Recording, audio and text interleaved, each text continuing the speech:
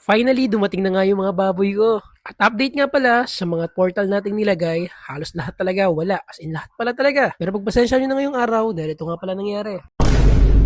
Sobrang sama nga pala ng pakiramdam ko pero ngayon goods na kaya napag-record na nga ako. Magdamag nga buong araw, sobrang taas ng lagnat ko. At nakapagtaka nga kasi lagnat lang talaga eh, walang kahit anong sipon o ubo. Pero sabi ko sige tuloy pa din. Mag-vlog ka ako ngayong araw hanggat kaya ko. So ito na nga ang mga alaga ko, papakita ko lang sa inyo, flex ko lang sa inyo. Si Thunder, isa nga pala siyang parakit. At ito naman nga si Volt, isa namang African Lovebird 1, kumbaga Albs 1. At si Attack, isang Albs 2 naman na eye-ring. Nakakatuwa nga lang rin kasi lumalabas na nga yung kulay niya dito. Nakakatuwa at merong ibang kulay ako napapansin eh, parang pagka-orange o dilaw ba yun? At dito naman, si Pikachu, ang laki na nga, konti na nga lang, nilipad na to. Ngayong araw, meron nga pala akong pinakaabang-abang ngingay pagdating ng baboy ko. Pero dito, paglabas ko ng umaga, sinilip ko na lang din muna si Penoy, gawa ng baka nga kakupisana yung mga itlog niya. Kasama nga pala niya dito naglalakbay, itong mga to. Dito nga si Fort, isang 45 days, saka nga yung dalawang itik kanina, si Goofy, saka si Daisy. At dito naman nga, pinuntahan ko na nga yung itlog ni Penoy. Tingnan niyo naman, grabe nakakatuwa si Penoy, binabalutan talaga niya ng mga ano niya oh. Ang tawag doon, yun, balahibo. Anyways, ngayon nga pala, pinilit ko makapag-upload pa din. Gawa ng umukay na nga yung pakiramdam ko, kakatapos ko lang kasi magpahilot. At dito nga yung mga itlog ni Penoy, may nakuha nga ako dito, isang bugok. Kaya naman tatapon na nga lang natin to, kaysa mabasag pa nga doon. Lintik sa baho kasi ito panigurado. At pagka-check ko nga, wala pang mga crack doon, kaya naman binalik ko na nga itong nakataklob na to sa itlog ni Penoy. At dito, natutuwa nga lang kay Fort kasi ginaganya talaga yung mga itik, dyan talaga nainom ba sa pan. Mamaya-maya nga lang din, dadating na nga pala yung aking mga baboy. Nagagawin nga nating mga inahin. At dito nga, kumuha na lang din muna ako ng malunggay para nga ipakain sa mga lovebirds ko. Dito nga pala, inuna ko na sa colony cage ko.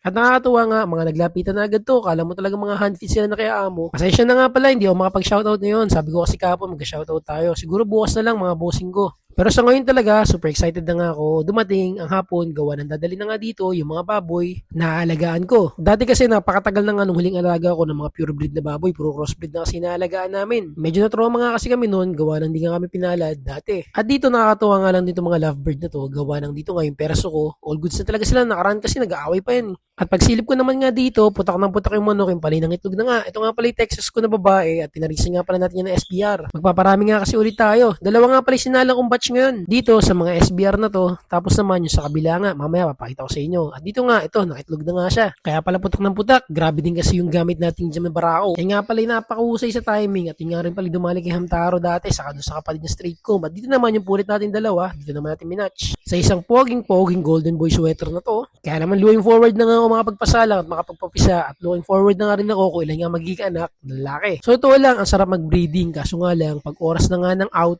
napakarami talagang babarat. Kaya naman suggestion ko nga, try nyo rin mag-breed na maraman nyo kung gaano nga kahirap mag-breed tapos babarating ka lang. At dito nga sakto na dumating na nga yung alaga naming baboy. Isang buwan na nga pala itong mahigit at ito nga pala ay may lahing F1. Yung mga maraming mag-anak at nakakatawa nga lang din, may discount na binigay sa akin dyan. At shoutout na nga lang din sa aking naging sponsor dito. Maraming salamat nga pala sa Woof. Ito kasi regalo nila sa akin ng Christmas nakaraan at hindi ko nga to ginamit. Dahil sabi ko nga, darating yung araw, i-invest ko to at dumating na nga yung araw ngayon. At ito nga, bumili na nga rin kami ng pagkain nila. Nagkabit na nga rin kami dito ng ilaw at saka nga mga katol. Kung bagay lalagyan ng mga katol, meron na nga din dito. Para nga sa lamok man, hindi sila makagat. Kasi palibot naman din dito, puro net na nga rin to. Para lang for safety purposes, maglalagay na nga rin tayo ng katol. At dito nga, safe na safe din tong labas na to. At gawa na, hindi na to gawa sa kahoy, gawa na hinarangan nga pala ng kapatid ko ng yero. At dito naman, yung mga gagawing inahin ng mga crossbreed namin. Anak na nga pala to ni Pepa. At salamat nga pala sa nakasama ko ngayon. Gawa na hirap talaga ako ngayong araw. Ngayon lang naman ako naging okay, pero kanina nga habang mga nag-video ng mga ganyan, sobrang hirap talaga yung katawan ko. Napakabigat talaga at napakataas nga ng lagnat ko. Eh ngayon nga mismong gabi, nagpatawas ako at nagpahilot nga. At ayun nga, may lumabas nga.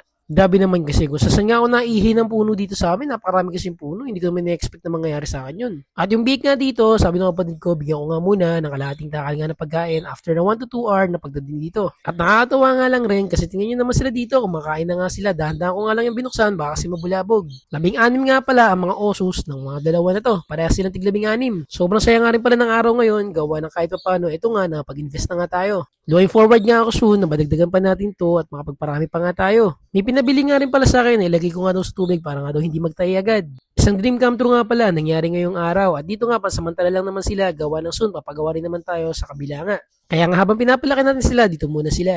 O siya, kumabot ka nga sa dulo ng video na to. Maraming salamat. Simpleng follow at share, malaking tulong na. Farm life, peace out.